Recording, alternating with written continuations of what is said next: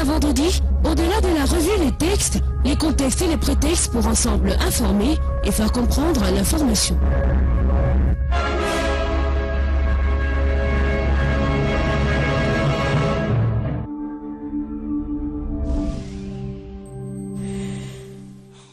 Et voilà, il est 7 h à Yaoundé. Merci à vous qui nous rejoignez à l'instant. Vous êtes bel et bien sur la matinale. On rappelle qu'on célèbre les Mariettes. Ce jour, on va souhaiter bonne fête à toutes celles qui portent ce magnifique prénom. Et par ailleurs, ce 6 juin est Journée mondiale du baiser. Une journée qui fera certainement plaisir à beaucoup de personnes qui adorent ce geste, un geste d'affection, Jean-Jacques. Et je m'en vais vous le faire, Jean-Jacques, pourquoi pas. Pour les journées comme celle-ci, ça me fera beaucoup de plaisir. Vous allez bien, Jean-Jacques? Merci, ça va très bien. Ça va très bien. Alors ce matin, donc, on va prendre le pôle de l'actualité avec la revue de presse et vous choisissez de commencer par baromètre communautaire. Qui nous propose baromètre communautaire, le thermomètre des rapports entre le Cameroun et ses enfants de la diaspora au lendemain de la tenue ici à Yaoundé du forum de la diaspora Fodios 2017. Le journal parle justement de cette diaspora qui est sollicitée mais qui reste incomprise. Ces fils du Cameroun, c'est la petite une choisie par notre confrère ce matin qui revient dans les détails sur ces points qui peuvent parfois être chauds et divergents entre le Cameroun et la diaspora. Les fils du Cameroun sollicités et malheureusement incompris sur plusieurs sujets. C'est le dossier que propose Baromètre communautaire ce matin. Cameroun pour une contribution de la diaspora au développement, mais cette diaspora qui est considérée par beaucoup comme un véritable casse-tête pour le gouvernement. C'est l'ouverture de dossier que propose justement Baromètre communautaire ce matin, qui restitue et recentre tout en citant ces points qui ont souvent un peu embarrassé le gouvernement dans l'approche et dans ses rapports avec la diaspora. Le dossier propose également, vous allez certainement le voir en vous rendant dans les kiosques ce matin, les vraies attentes de la diaspora camerounaise qui portent notamment sur la double nationalité qui reste le vieux grand débat à souci entre le Cameroun et ses fils. On parle également de la création d'une institution qui puisse être chargée de la diaspora.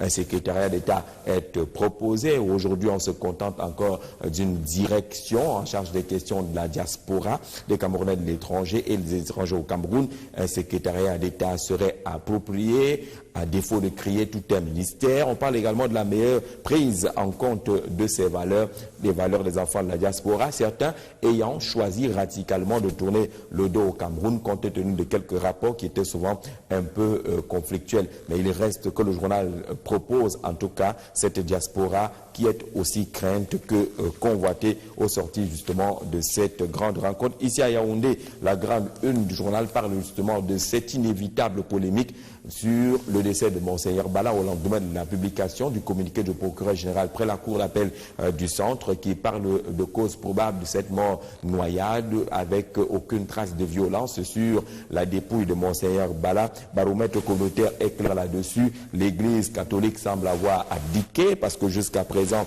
il y a un certain mutisme qui entoure l'Église catholique. Pas de réaction officielle. Bafia pendant ce temps, prépare l'enterrement de son évêque. On indique justement avec notre confrère ce matin que juste après cette publication, l'Église catholique ne s'est pas radicalement prononcée, alors que quelques semaines avant, dans un communiqué, la conférence épiscopale nationale avait donné sa position, pratiquement en publiant les rapports d'autopsie. C'est un peu le climat qui règne aujourd'hui, ce baromètre communautaire et l'enjeu qui entre également dans ce dossier ce matin, dossier peut-être à grand enjeu selon le journal qui parle de ce suicide pas du tout catholique selon la lecture proposée par ce journal. Mort probable par noyade signifierait suicide et dans ce contexte on entre dans un jeu de mots. On le voit, la petite une choisie par notre confrère ce matin. Comment analyser justement ce communiqué? Le procureur de la République près la cour d'appel du centre vient donc de remuer les eaux déjà troubles de la Sanaga, le jeu de mots.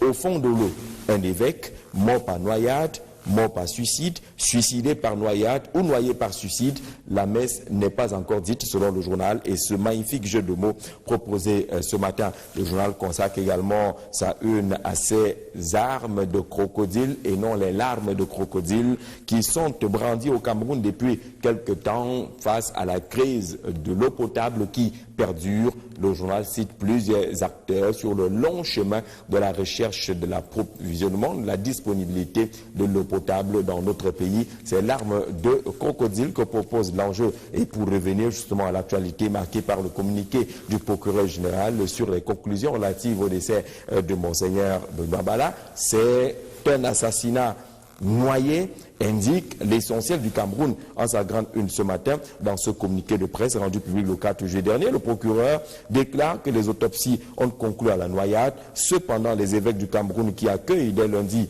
10 juillet prochain la session ordinaire de l'Association des conférences épiscopales d'Afrique centrale affirment que Monseigneur Benoît Bala a été victime d'un assassinat brutal. Nous rappelle encore l'essentiel du Cameroun ce matin, justement, ces positions qui pourraient, ce débat qui pourrait être porté encore sur la table des conférences épiscopales d'Afrique centrale qui vont se rassembler ici à Yaoundé. Le jeu de mots est également proposé dès la grande une de l'essentiel du Cameroun ce matin. C'est pratiquement l'assassinat noyé, en essayant de joindre les deux sorties, celle du procureur et celle de la conférence épiscopale nationale du Cameroun. Il reste des incertitudes et des interrogations après la publication justement de ce rapport, insiste l'essentiel du Cameroun ce matin. Et dans cette actualité, l'anecdote nous indique justement qu'on est pratiquement entré dans l'épilogue. Monseigneur Bala, l'épilogue, signe Xavier Messet ce matin, qui rappelle justement qu'en tant que citoyen respectueux des institutions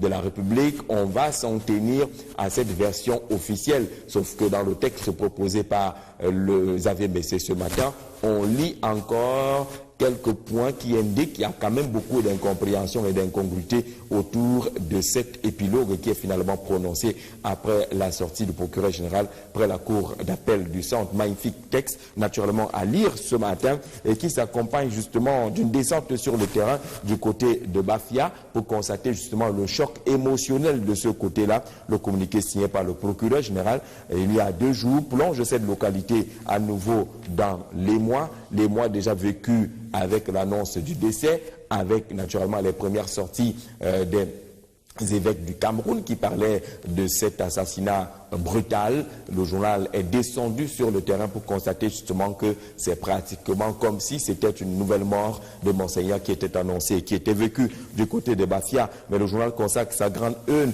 à cette bataille qui a lieu, qui est déjà devant les tribunaux et les institutions compétentes, la bataille autour du mobile money, le transfert électronique d'argent par téléphone mobile. Aujourd'hui, c'est pratiquement la division entre les différents opérateurs.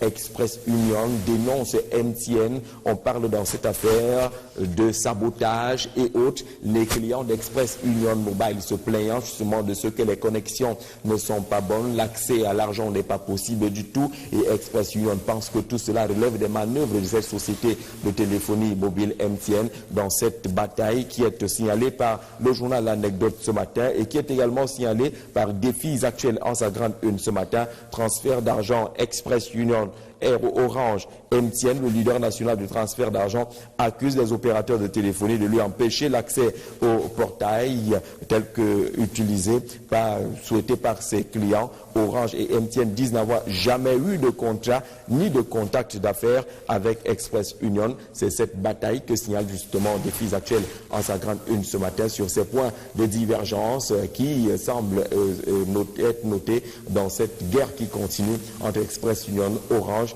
et MTN dans notre pays. À lire également dans les kiosques ce matin, peut-être enfin une sorte d'évaluation des grands projets de première génération au peigne fin. Politica hebdomadaire nous propose le mécanisme de ces projets, le mécanisme de financement, le respect des cahiers de charges, la question des indemnisations. La plupart des grands projets aujourd'hui de première génération connaissant ces problèmes d'indemnisation. Une sorte d'évaluation est proposée par Politica hebdomadaire ce matin, l'évaluation de ces projets. Mais vous le voyez, la grande une du journal est toujours consacrée à la disparition de Monseigneur Bala, avec cette fois-ci une question un peu plus frontale, qui est le procureur Ntamak, signataire du communiqué rendu public il y a de cela quelques heures maintenant au Cameroun. Le même dossier également nous propose un document relatif aux 25 décrets de Paul Biya du mois de juin. C'était un président très actif pendant le mois de juin, pas moins de 25 décrets signés par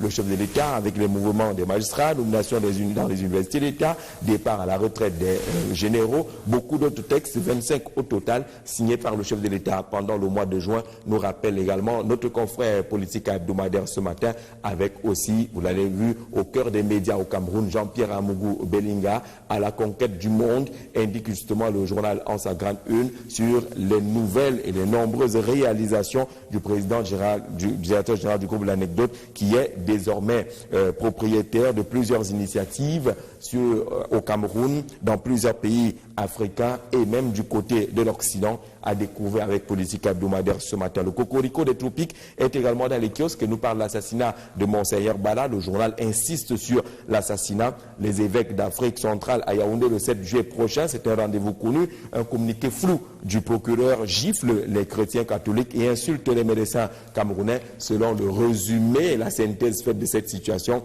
par le cocorico des tropiques qui est dans les kiosques ce matin, s'arrêtant justement sur ces points à débat et de débat désormais connus au Cameroun. Mutation revient sur un autre sujet d'actualité, notamment du côté du Sénat, la démission de Peter Mafani Moussonga. Depuis hier, il a remis son écharpe. Il n'est plus sénateur, il souhaite se consacrer davantage à sa tâche de président de la commission pour la promotion du bilinguisme et du multiculturalisme. Mutation, cependant, consacre sa grande une à ses recrutements dans les forces de défense au Cameroun. 7500 militaires pour rajeunir l'armée. Ils seront 5000 dans l'armée de terre, 2500 dans la gendarmerie. Ils vont être déployés principalement dans le Grand Nord et l'Est du pays. C'est la grande une proposée justement par le quotidien Mutation ce matin sur ces recrutements, ce renforcement des effectifs des forces de défense et les missions qui attendent justement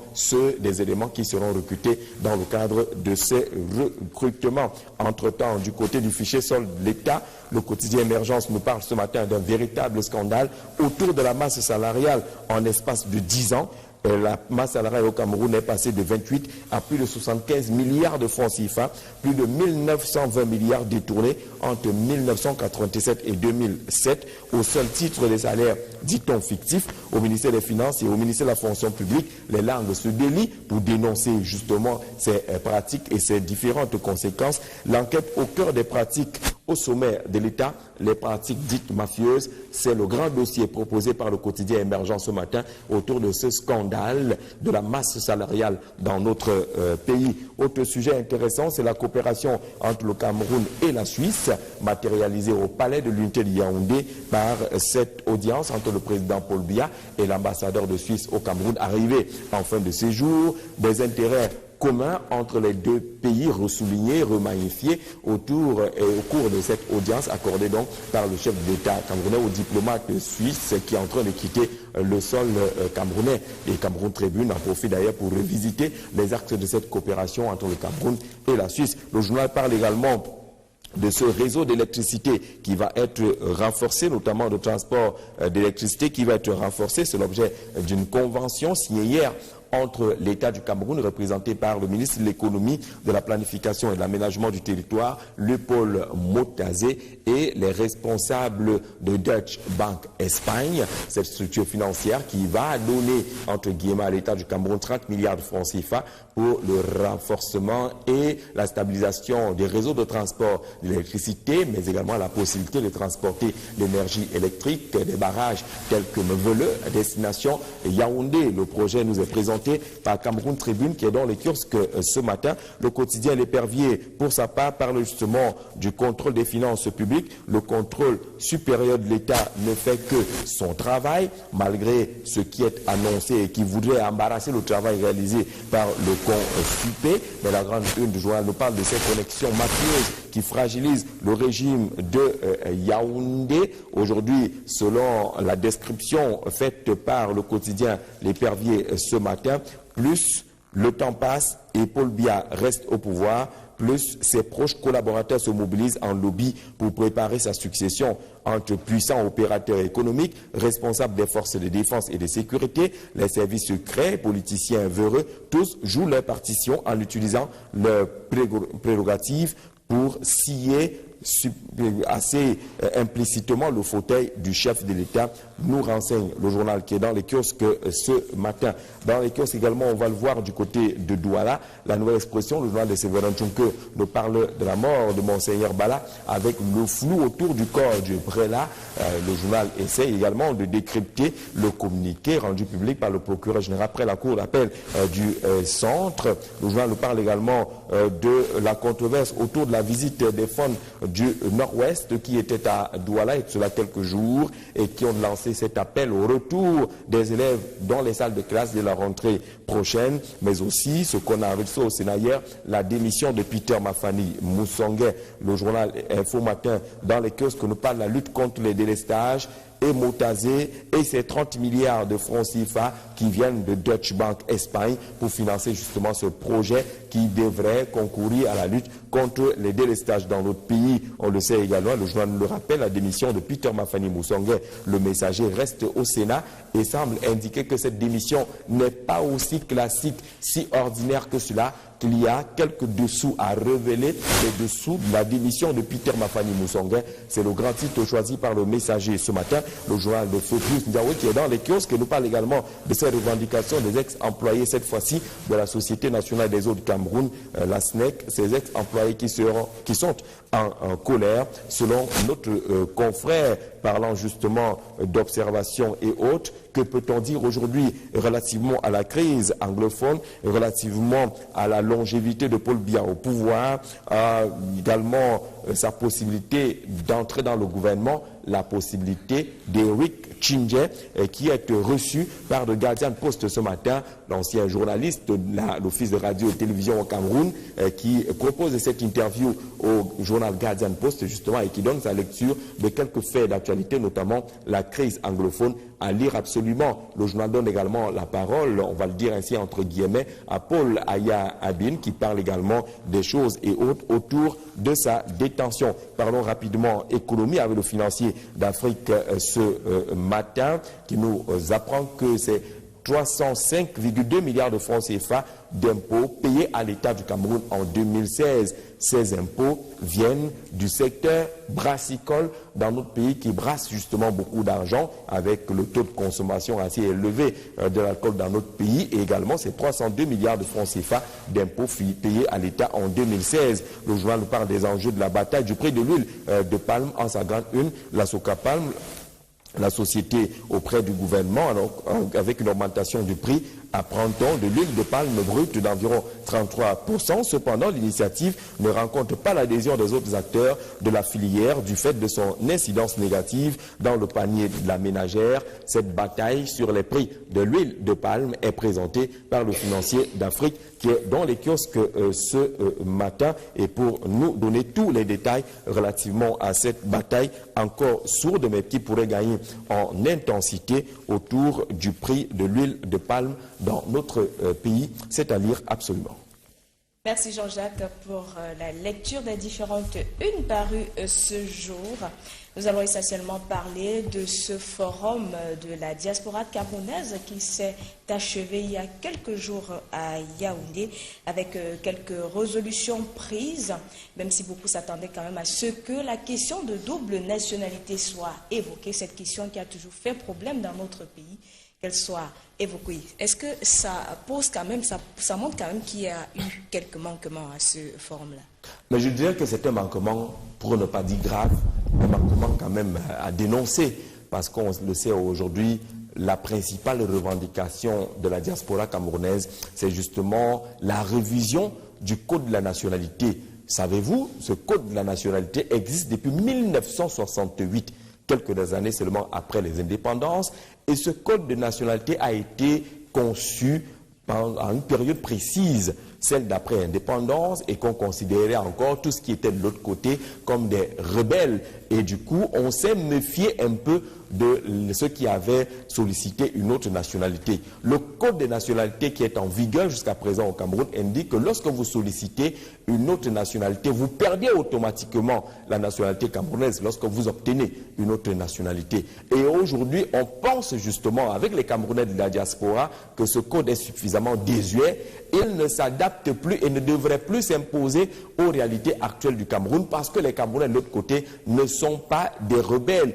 Ils sont pour la plupart partis solliciter ces nationalités parce qu'ils avaient besoin de fonctionner de façon un peu plus pratique dans leurs études, dans la recherche de l'emploi, dans la recherche des savoirs et des avoirs. Ils ont aujourd'hui ces savoirs et ces avoirs. Ils veulent ramener ces savoirs et ces avoirs dans notre pays. Malheureusement, le code de la nationalité semble être un gros frein, une grosse pierre dans la chaussure des Camerounais de la diaspora. Imaginez-vous, ceux-là qui veulent revenir au Cameroun ont besoin de visas, ils ont besoin de cartes de séjour, tout est contrôlé, ils sont considérés comme les autres étrangers, même lorsqu'ils vont dans les administrations et qu'ils sollicitent justement quelques documents relativement à leurs investissements. Ça devient un gros frein au retour de l'investissement des Camerounais de la diaspora. Qu'est-ce qui fait problème aujourd'hui? Qu'est-ce qui gêne les pouvoirs publics? Qu'est-ce qui gêne ceux des Camerounais qui ne sont pas favorables à la double nationalité? La question devait être posée sur la table pour qu'on puisse partir de là avec une véritable solution. En 2009, le chef de l'État avait été approché lors de cet échange avec les Camerounais de la diaspora sur deux questions. La première, c'était le droit de vote. Il a été accordé ce droit de vote. Les Camerounais de la diaspora ont participé à l'élection du président de la République lors du dernier scrutin. Le second point était celui lié à la double nationalité. Et le président Paul Biya avait indiqué justement que le sujet allait être examiné. Sauf que de 2009 à aujourd'hui, le sujet n'a pas prospéré, il n'a pas évolué. Et les Camerounais veulent justement que les facilités leur soient accordées pour qu'ils puissent également facilement se déplacer, facilement investir dans notre pays. Je pense aujourd'hui que beaucoup de pays africains sont passés par là. Ils ont levé tous ces goulots d'étranglement et aujourd'hui se réjouissent de la participation des investissements de la diaspora au PIB de leurs différents pays. Que donne aujourd'hui la diaspora en dehors des investissements purement alimentaires? Parce que ce qui est fait aujourd'hui, c'est que si vous avez besoin d'un peu de dépannage, vous appelez votre frère de l'autre côté, il vous envoie le dépannage. Si vous avez besoin d'un véhicule, il peut vous envoyer un véhicule. Mais tout cela justement, tout cela, ce sont des dépannages et ce sont les investissements purement alimentaires. Ça ne permet pas de monter des investissements sérieux, de monter des structures qui peuvent concourir justement à améliorer le PIB et peut-être également à créer des devises et des emplois dans notre pays. Je pense qu'en esquivant la question, on n'a pas évolué et le Cameroun a besoin. Le Cameroun doit pouvoir copier les exemples du Mali et autres qui se vantent quand même de la qualité de l'investissement, du retour des investissements venant justement des manières de l'étranger. Le Cameroun doit pouvoir voir sérieusement cet aspect-là et espérer évoluer. Il n'y a rien de plus compliqué que cela, même s'il peut s'avérer justement que dans les rapports, on peut penser qu'il y a quand même des Camerounais de la diaspora qui sont problématiques. On ne dira pas qu'ils dérangent parce que c'est leur droit également de s'exprimer et de donner leur point de vue sur la situation du Cameroun. Mais est-ce pour autant que face à cette minorité, on va bloquer un ensemble de mesures qui peut découler justement de la révision de ce code de la nationalité au Cameroun? Parce que lorsque vous voyez le nombre de Camerounais de la diaspora qui étaient mobilisés à Yaoundé, vous imaginez qu'il y a quelques-uns quand même qui sont un peu un problème. Le Cameroun, et aucun pays au monde ne pourra évoluer qu'avec des saints. Il y aura toujours des gens qui ne seront pas d'accord. Comme je le dis souvent, chaque village a son sot, chaque village a son fou. Mais un village gagne lorsqu'il a su utiliser, canaliser, encadrer le fou et le sot qui ont également leur mot à dire. Parce que lui vous dira les choses comme il pense et comme il les voit. Et c'est toujours utile de pouvoir avoir quelqu'un qui vous dira les choses comme on le dit chez nous au quartier Roha. C'est-à-dire que sans protocole, sans mettre forcément des gants. Et lorsque vous écoutez ces gens, vous prenez quand même quelque chose de positif dans ce qu'ils vomissent. Il y a du positif, vous encadrez tout cela. On ne doit pas avoir peur alors qu'on a les moyens de filtrer, de contrôler, d'encadrer. Parce que le problème, ce qui irrite aussi les Camerounais, c'est de savoir qu'il y en a ici chez nous qui ont bénéficié très facilement de la nationalité camerounaise. Justement. Ce qui est facile, c'est qu'on peut facilement avoir la nationalité camerounaise. Maintenant, il y a dans le gouvernement des gens qui ont allègrement leur double nationalité, mais qui sont accueillis avec le vert jaune tranquillement dans notre pays. Ils sont là, on les connaît. On les voit souvent aller voter.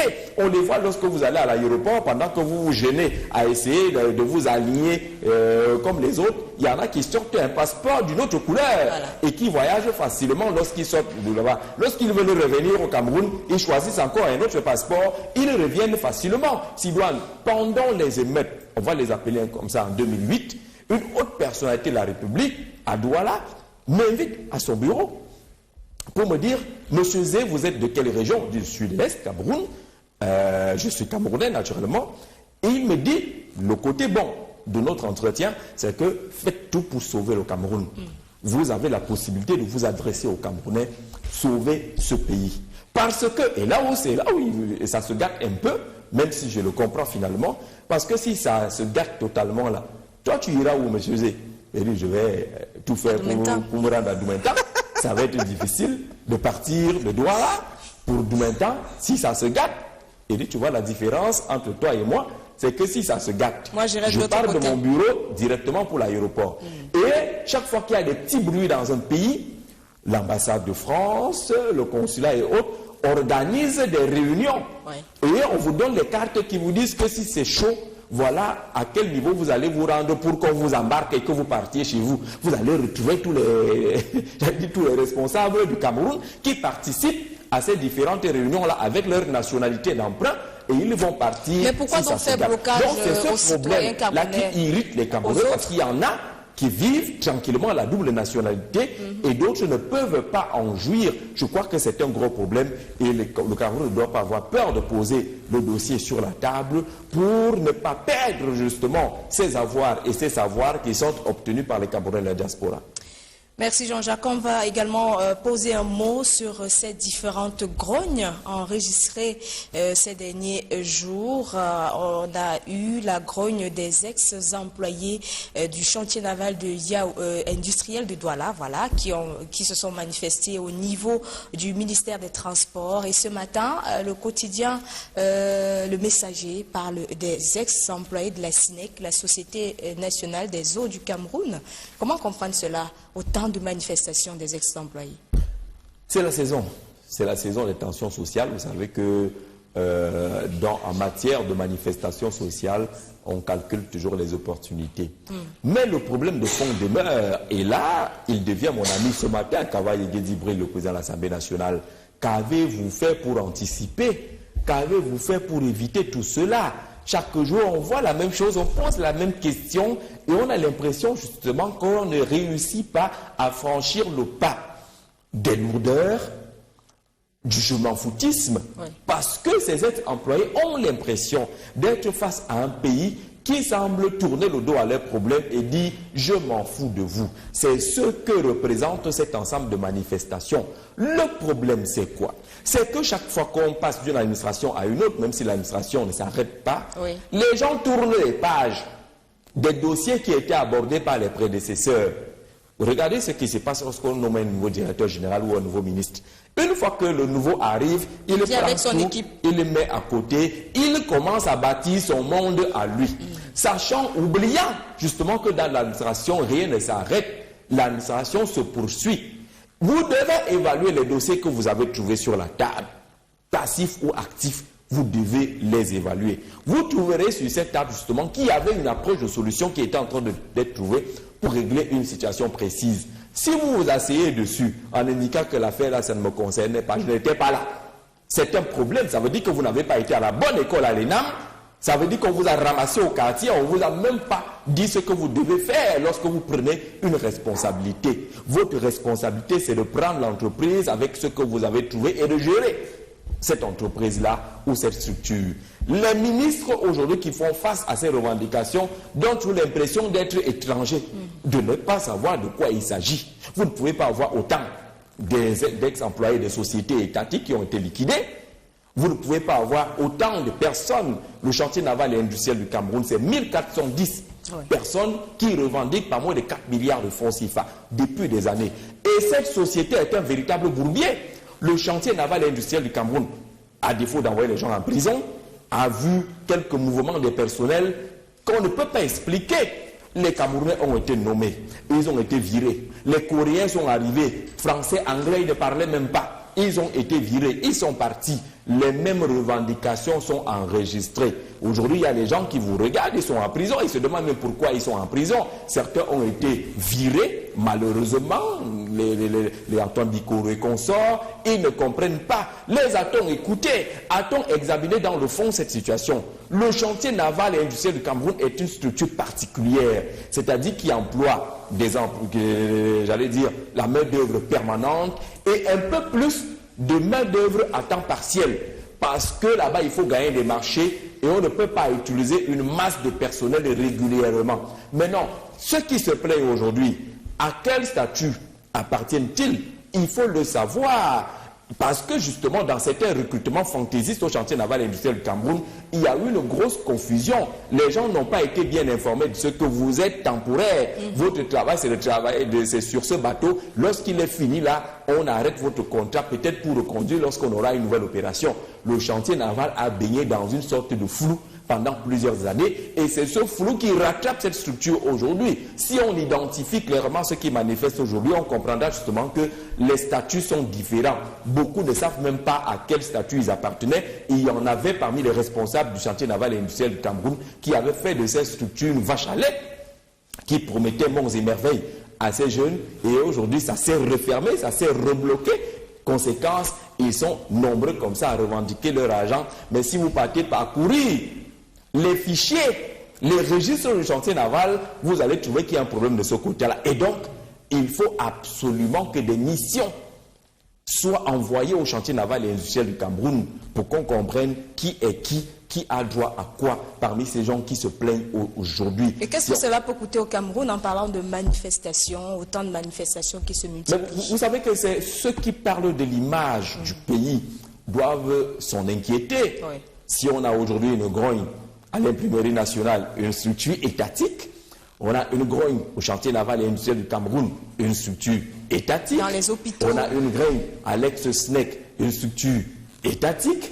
On a même les malades, qui manifestent parce qu'ils n'ont pas de soins dans les hôpitaux appartenant à l'État. Il y a un problème sur l'image du Cameroun et je pense que pour ceux qui parlent souvent de la République exemplaire, il y a des mauvais exemples malheureusement qui sont en train de prendre le dessus. Dans ces conditions, l'État doit se remettre en cause. C'est-à-dire, mes amis les députés qui sont rassemblés là-bas à l'Assemblée nationale, ils ont oublié leur mission. Le contrôle de l'action de l'État. Vraiment, tout ce qui se passe un peu comme si c'est des chorégraphies montées au Parlement camerounais. Ouais, on a l'impression que ces gens-là, ils ne sont pas au Cameroun. Que peut faire un député avec costume à l'hôtel des députés pendant que les malades ont besoin de soins? Voilà. Que peut faire un député pendant que des milliers de Camerounais n'ont pas été payés, n'ont pas reçu leurs droits sociaux? Mais il y a une descente hier à des députés. Il y a une descente hier des députés sur le tabagisme. À ces députés, nous disons depuis des années que la lutte contre le tabagisme efficace au Cameroun doit passer par une législation. C'est-à-dire une loi qui passe par le Parlement et qui établit justement les moyens de lutte contre le tabagisme dans notre pays. Ils se sont réveillés hier. Vous avez vu le titre qu'on a choisi par la rédaction de Vision 4 hier, qui dit que les députés se sont réveillés. Enfin, pour parler du tabagisme et de la nécessité d'une législation. C'est très important. Se réveiller, aller se balader à l'hôpital Jameau et confondre même les malades de ce côté-là, ce n'est pas ça l'essentiel. Je pense que les députés doivent être à l'écoute. Ils doivent faire des déclarations. Ils doivent attirer l'attention des pouvoirs publics. Les questions orales ne doivent pas être théâtrales, c'est-à-dire les questions orales écrites et les réponses orales écrites. Ça fait quand même un gros problème, mais on doit montrer justement que lorsqu'on est parlementaire, on est le représentant de la population et qu'on s'intéresse particulièrement aux problèmes de la population et non justement ce que nous voyons là. Ils sont à l'hôtel des députés, ils sont dans les cabinets des ministres du matin au soir, ils sont même plaqués là-bas pendant longtemps. Ils veulent gagner des marchés ou ils veulent faire accéder leurs enfants, donner les concours comme c'est la période des concours maintenant. Les députés ont des listes comme ça, des grosses chemises, des noms de tous les villages pour aller solliciter l'entrée des enfants de chez eux dans les concours, ainsi de suite. Oui, d'accord, c'est une bonne œuvre, mais alors le Cameroun là en train de monter des mauvais indicateurs et on doit pouvoir interroger le gouvernement. C'est votre rôle parce qu'on vous a envoyé devant pour nous représenter et poser ces différentes questions et il faut les poser en toute honnêteté.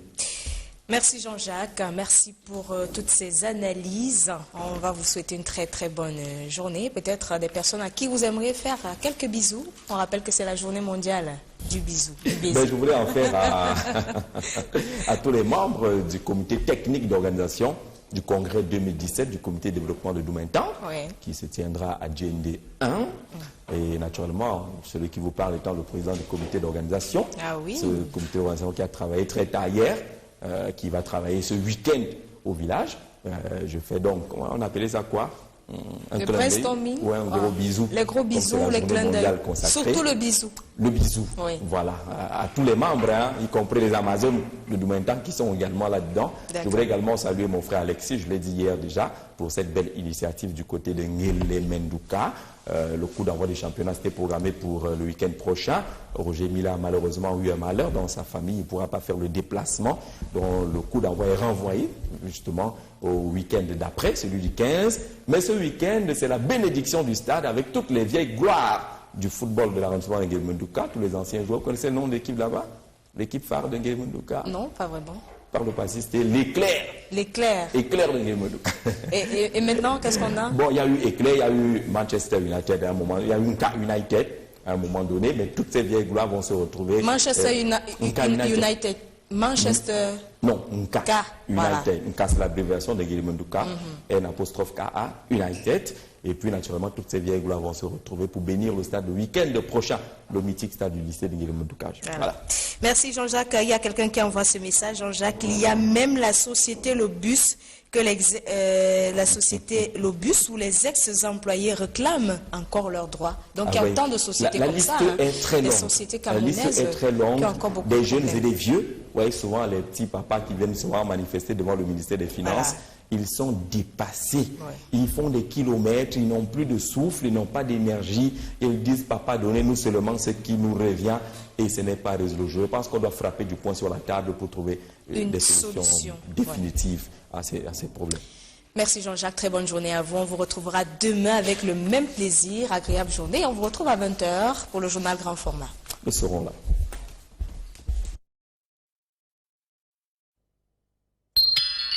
Sa grande une ce matin, transfert d'argent Express Union, Air Orange, MTN, le leader national du transfert d'argent, accuse les opérateurs de téléphonie de lui empêcher l'accès au portail tel que souhaité par ses clients. Orange et MTN disent n'avoir jamais eu de contrat ni de contact d'affaires avec Express Union. C'est cette bataille que signale justement Défis Actuels en sa grande une ce matin sur ces points de divergence qui semblent être notés dans cette guerre qui continue entre Express Union, Orange et MTN dans notre pays. À lire également dans les kiosques ce matin, peut-être enfin une sorte d'évaluation des grands projets de première génération au peigne fin. Politica hebdomadaire nous propose le mécanisme de ces projets, le mécanisme de financement, le respect des cahiers de charges, la question des indemnisations. La plupart des grands projets aujourd'hui de première génération connaissant ces problèmes d'indemnisation. Une sorte d'évaluation est proposée par Politica hebdomadaire ce matin, l'évaluation de ces projets. Mais vous le voyez, la grande une du journal est toujours consacrée à la disparition de Monseigneur Bala, avec cette fois-ci une question un peu plus frontale, qui est le procureur Ntamak, signataire du communiqué rendu public il y a de cela quelques heures maintenant au Cameroun. Le même dossier également nous propose un document relatif aux 25 décrets de Paul Biya du mois de juin. C'était un président très actif pendant le mois de juin, pas moins des 25 décrets signés par le chef de l'État avec les mouvements des magistrats, nomination dans les universités d'État, départ à la retraite des généraux, beaucoup d'autres textes, 25 au total, signés par le chef de l'État pendant le mois de juin, nous rappelle également notre confrère Politica hebdomadaire ce matin, avec aussi, vous l'avez vu, au cœur des médias au Cameroun, Jean-Pierre Amougou Belinga, à la conquête du monde, indique justement le journal en sa grande une sur les nouvelles et les nombreuses réalisations du président du directeur général du groupe L'Anecdote, qui est désormais propriétaire de plusieurs initiatives au Cameroun, dans plusieurs pays africains et même du côté de l'Occident, a découvert avec Politique hebdomadaire ce matin. Le cocorico des tropiques est également dans les kiosques et nous parle de l'assassinat de Monseigneur Bala. Le journal insiste sur l'assassinat. Les évêques d'Afrique centrale à Yaoundé le 7 juillet prochain, c'est un rendez-vous connu. Un communiqué flou du procureur gifle les chrétiens catholiques et insulte les médecins camerounais, selon le résumé et la synthèse faite de cette situation par le cocorico des tropiques qui est dans les kiosques ce matin, s'arrêtant justement sur ces points à débat et de débat. Dès le lundi 10 juillet prochain, la session ordinaire de l'Association des conférences épiscopales d'Afrique centrale affirme que Monseigneur Benoît Bala a été victime d'un assassinat brutal. Nous rappelle encore l'essentiel du Cameroun ce matin, justement ces positions qui pourraient, ce débat qui pourrait être porté encore sur la table des conférences épiscopales d'Afrique centrale qui vont se rassembler ici à Yaoundé. Le jeu de mots est également proposé dès la grande une de l'essentiel du Cameroun ce matin. C'est pratiquement l'assassinat noyé en essayant de joindre les deux sorties, celle du procureur et celle de la conférence épiscopale nationale du Cameroun. Il reste des incertitudes et des interrogations après la publication justement de ce rapport, insiste l'essentiel du Cameroun ce matin. Et dans cette actualité, l'anecdote nous indique justement qu'on est pratiquement entré dans l'épilogue. Monseigneur Bala, l'épilogue, signe Xavier Messé ce matin, qui rappelle justement qu'en tant que citoyen respectueux des institutions de la République, on va s'en tenir à cette version officielle. Sauf que dans le texte proposé par le Xavier Messé ce matin, on lit encore quelques points qui indiquent qu'il y a quand même beaucoup d'incompréhension et d'incongruité autour de cet épilogue qui est finalement prononcé après la sortie du procureur général près la cour d'appel du centre. Magnifique texte, naturellement à lire ce matin, et qui s'accompagne justement d'une descente sur le terrain du côté de Bafia pour constater justement le choc émotionnel de ce côté-là. Le communiqué signé par le procureur général il y a 2 jours plonge cette localité à nouveau dans les mois déjà vécus avec l'annonce du décès, avec naturellement les premières sorties des évêques du Cameroun qui parlaient de cet assassinat brutal. Le journal est descendu sur le terrain pour constater justement que c'est pratiquement comme si c'était une nouvelle mort de Monseigneur qui était annoncée, qui était vécue du côté de Bafia. Mais le journal consacre sa grande une à cette bataille qui a lieu, qui est déjà devant les tribunaux et les institutions compétentes, la bataille autour du mobile money, le transfert électronique d'argent par téléphone mobile. Aujourd'hui, c'est pratiquement la division entre les différents opérateurs. Express Union dénonce MTN. On parle dans cette affaire de sabotage et autres. Les clients d'Express Union Mobile se plaignant justement de ce que les connexions ne sont pas bonnes, l'accès à l'argent n'est pas possible du tout, et Express Union pense que tout cela relève des manœuvres de cette société de téléphonie mobile MTN dans cette bataille qui est signalée par le journal L'Anecdote ce matin et qui est également signalée par Défis Actuels. De lundi à vendredi, au-delà de la revue des textes, les contextes et les prétextes pour ensemble informer et faire comprendre l'information.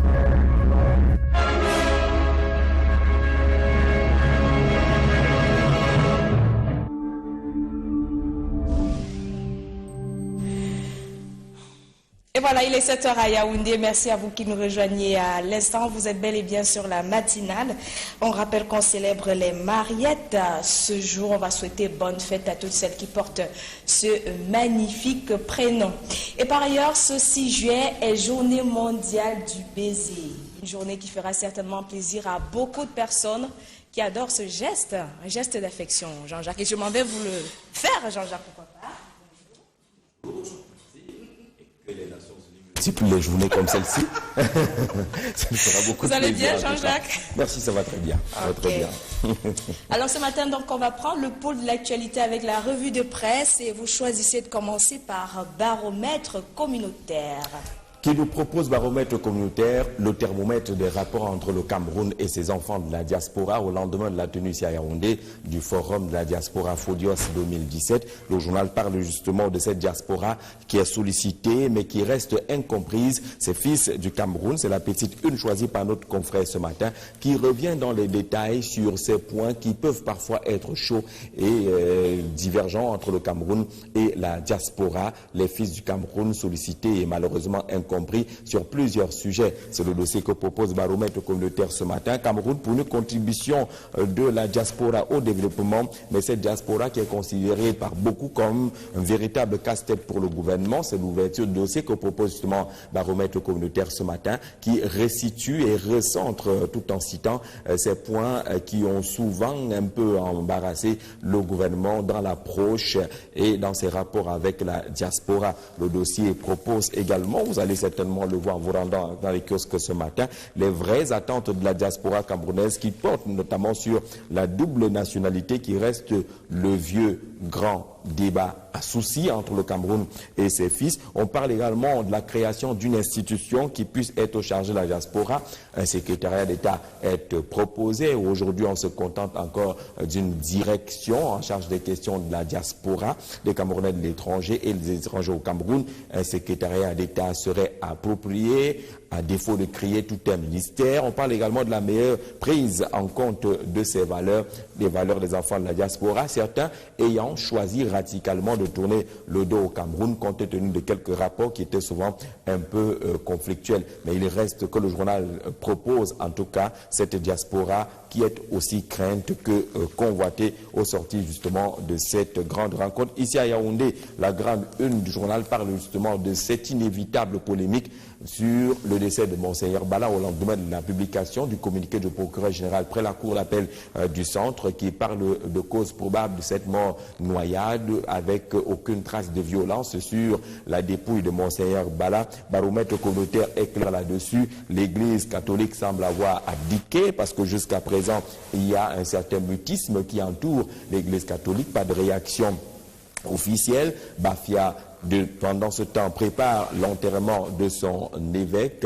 On indique justement avec notre confrère ce matin que juste après cette publication, l'Église catholique ne s'est pas radicalement prononcée, alors que quelques semaines avant, dans un communiqué, la conférence épiscopale nationale avait donné sa position, pratiquement en publiant les rapports d'autopsie. C'est un peu le climat qui règne aujourd'hui sur un baromètre communautaire et l'enjeu qui entre également dans ce dossier ce matin, dossier peut-être à grand enjeu selon le journal qui parle de ce suicide pas du tout catholique selon la lecture proposée par ce journal. Mort probable par noyade signifierait suicide et dans ce contexte on entre dans un jeu de mots. On le voit, la petite une choisie par notre confrère ce matin. Comment analyser justement ce communiqué? Le procureur de la République près la cour d'appel du centre vient donc de remuer les eaux déjà troubles de la Sanaga, le jeu de mots.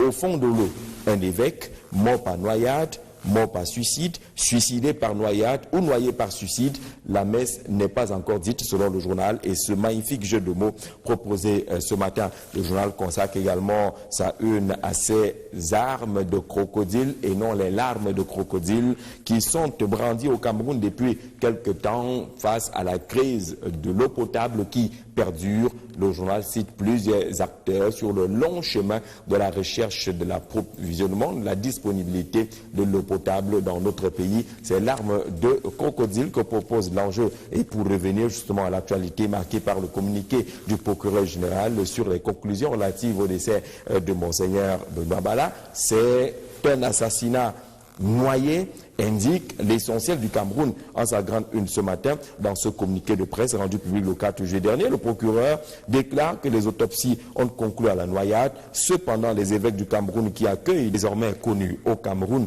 mutation revient sur un autre sujet d'actualité, notamment du côté du Sénat, la démission de Peter Mafani Moussongué. Depuis hier, il a remis son écharpe. Il n'est plus sénateur. Il souhaite se consacrer davantage à sa tâche de président de la commission pour la promotion du bilinguisme et du multiculturalisme. Mutation, cependant, consacre sa grande une à ses recrutements dans les forces de défense au Cameroun. 7500 militaires pour rajeunir l'armée. Ils seront 5000 dans l'armée de terre, 2500 dans la gendarmerie. Ils vont être déployés principalement dans le Grand Nord et l'Est du pays. C'est la grande une proposée justement par le quotidien Mutation ce matin sur ces recrutements. Ce le renforcement des effectifs des forces de défense et les missions qui attendent justement des éléments qui seront recrutés dans le cadre de ces recrutements. Entre-temps, du côté du fichier solde de l'État, le quotidien Émergence nous parle ce matin d'un véritable scandale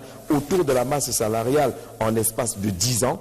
La masse salariale au Cameroun est passée de 28 à plus de 75 milliards de francs CFA, plus de 1920 milliards détournés entre 1997 et 2007 au seul titre des salaires, dit-on, fictifs. Au ministère des Finances et au ministère de la Fonction publique, les langues se délient pour dénoncer justement ces pratiques et ces différentes conséquences. L'enquête au cœur des pratiques au sommet de l'État, les pratiques dites mafieuses, c'est le grand dossier proposé par le quotidien Émergent ce matin autour de ce scandale de la masse salariale dans notre pays. Autre sujet intéressant, c'est la coopération entre le Cameroun et la Suisse, matérialisée au palais de l'unité de Yaoundé par cette audience entre le président Paul Biya et l'ambassadeur de Suisse au Cameroun, arrivé en fin de séjour. Des intérêts commun entre les deux pays, ressoulignés, remagnifiés autour et au cours de cette audience accordée donc par le chef d'État camerounais au diplomate suisse qui est en train de quitter le sol camerounais. Et Cameroun Tribune en profite d'ailleurs pour revisiter